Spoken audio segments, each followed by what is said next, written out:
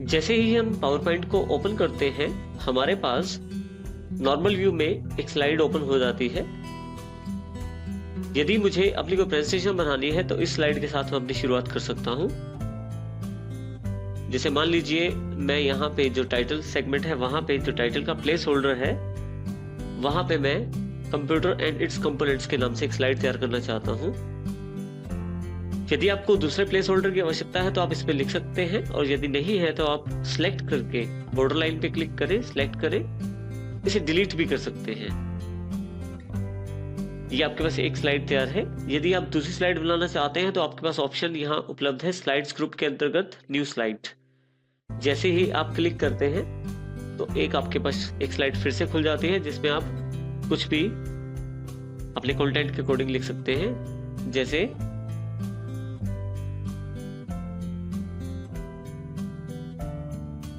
देखिए, मैंने computer has two parts के नाम से उसे टाइटल दे दिया है। इस तरह से सब टाइटल में मैं अपनी और अधिक जानकारी लिख सकता हूं।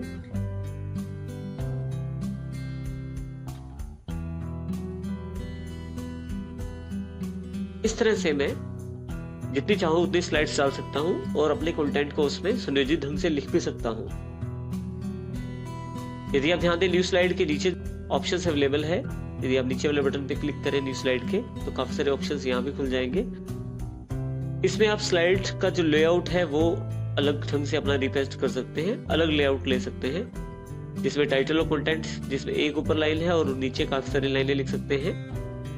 इसी तरह से सेक्शन हेडर या टू कंटेंट है, जिसमें आप दोनों साइड तरफ लेफ्ट और राइट और ऊपर की तरफ भी टेक्स्ट लिख सकते हैं। इस तरह से आप अपनी आवश्यकता अनुसार जो लेआउट है वो चुन सकते हैं। मान लीजिए आपने एक स्लाइड ले ली है और आप लेआउट फिर भी उसका बदलना चाहते हैं, तो लेआउट पे क्लिक, जैसे मान लीजिए अब मैं इसके साथ एक पिक्चर डालना चाहता हूं, तो मैं यहाँ पे लेआउट के साथ जो लेआउट है वो दूसरा ले लेता हूं, जिसमें यहाँ मेरे पास काफी सारे आइकॉन्स अवेलेबल हैं हमारे पास यहाँ पे, जैसे टेबल, चार्ट, ग्राफिक और पिक्चर्स। तो जैसे मैं पिक्चर डालना चाहता हूँ, पिक्चर पे क्लिक कर दूंगा, कोई भी पिक्चर यहाँ मैं इंसर्ट कर सकता हूँ। इस तरह से मैं पावर पॉइंट में स्लाइड्स का जो लेआउट है वो चेंज कर सकता हूँ। जैसे ही हम यहाँ क्लिक करते हैं, हमारे पास काफी सारे ऑप्शंस अलग से अवेलेबल हो गए हैं जो कि पिक्चर्स के अकॉर्डिंग है, लेकिन हम लोग इस वक्त होम टैब है वहां क्लिक करेंगे दोबारा, ताकि हम होम टैब का अध्ययन करें पहले। यदि आपको किसी पिक्चर की जरूरत नहीं है तो आप इसे डिलीट भी कर सकते हैं यहाँ से, और अगर प्लेस होल्डर भी नहीं चाहिए तो वहां कॉर्नर पे क्लिक करके इसकी बॉर्डर लाइन पे क्लिक करें और डिलीट का बटन दबा दें, ये भी हट जाएगा। यदि आपने कोई लेआउट लिया हुआ है, मान लीजिए इसको मैं लेआउट चेंज कर देता हूँ इसका, और लेआउट की सेटिंग्स आपने चेंज की है, मान लीजिए मैंने इसकी जो हाइट और विड्थ चेंज की है टाइटल और सब टाइटल की, और इसका जो प्लेस है वो भी चेंज कर दिया है, और मैं चाहता हूँ इसे फिर से सही पोजीशन में लाना, तो रीसेट कर दूंगा, तो जो डिफॉल्ट पोजीशन है वहां ये अवेलेबल हो जाएंगे दोबारा मेरे पास।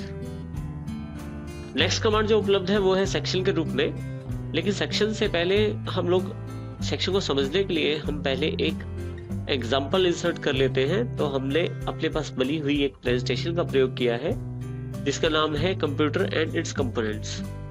तो देखिए यहाँ पे नाम दिखाई दे रहा है, जो भी नाम आपने प्रेजेंटेशन में रखा हुआ है। इसके अतिरिक्त हमारे पास यहाँ थंबनेल व्यू में अगर आप ध्यान दें तो यहाँ पे जिस भी थंबनेल पे क्लिक करता हूँ उस स्लाइड का पूरा व्यू मेरे पास स्लाइड पेन में दिखाई दे जाता है। लेफ्ट साइड क्लिक करता हूँ, राइट साइड उसका पूरा व्यू मेरे पास आ जाता है।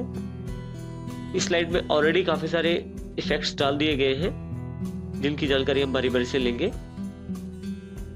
देखिए यहाँ पे अलग अलग स्लाइड, जिस पे भी आप क्लिक करें वो स्लाइड आपके पास राइट हैंड साइड पे खुल जाती है। सेक्शन का अर्थ है आप जितनी स्लाइड्स हैं, देखिए हमारे पास यहाँ 6 स्लाइड्स अवेलेबल हैं, उन स्लाइड्स को सेक्शंस के अकॉर्डिंग बांट देना ताकि उन्हें आइडेंटिफिकेशन की जा सके और उनमें ऑर्गेनाइज किया जा सके अपनी स्लाइड्स को। जैसे मान लीजिए पहली जो 2 स्लाइड्स हैं वो मैं कंप्यूटर की डेफिनेशन के रूप में रखना चाहता हूँ। 3rd, 4th और 5th जो स्लाइड्स हैं वो मैं चाहता हूँ कि ये कंप्यूटर कंपोनेंट्स की कैटेगरी में आ जाए, और लास्ट जो स्लाइड है वो थैंक्स की कैटेगरी में आ जाए। तो इसके लिए मैं सबसे पहले क्लिक करता हूँ पहली स्लाइड पे, सेक्शन पे क्लिक करता हूँ, ऐड सेक्शन पे क्लिक कर देता हूँ। देखिए यहाँ मेरे पास अनटाइटल सेक्शन के रूप में यहाँ क्लिक एक बार उपलब्ध हो गई है। यहाँ अगर मैं राइट क्लिक करूँ तो मैं रीनेम कर सकता हूँ सेक्शन को।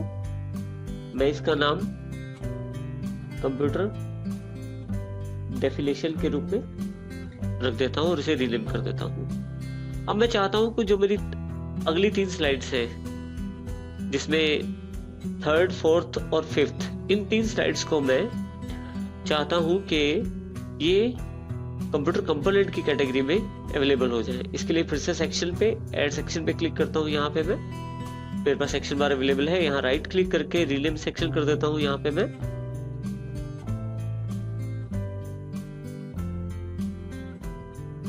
देखिए, जैसे कंप्यूटर कंपोनेंट्स टाइप करने के बाद रीनेम कर दीजिए। और आखिरी जो स्लाइड है 6, उस पर क्लिक करके मैं एक सेक्शन और बना देता हूँ, ऐड सेक्शन। फिर से राइट क्लिक करके रीनेम, और सेक्शन का नेम है थैंक्स। तो यहाँ मेरे पास 3 सेक्शन अरेंज हो गए हैं। कंप्यूटर एफिलिएशन जिसमें 2 स्लाइड्स हैं, कंप्यूटर कंपोनेंट्स इसमें 3 स्लाइड्स हैं, और थैंक्स जिसमें 1 स्लाइड है। अब मैं इनको यदि यहाँ डबल क्लिक करूं, मिनिमाइज कर सकता हूं उनकी कंटेंट को, और यहाँ से मैं देख सकता हूं कि मेरे पास स्लाइड्स जो है सेक्शन के अकॉर्डिंग बढ़ गई है। मान लीजिए मुझे कंप्यूटर कंपोनेंट्स को देखना है तो डबल क्लिक करूंगा तो मेरे पास वो 3 स्लाइड्स ओपन हो जाएंगी।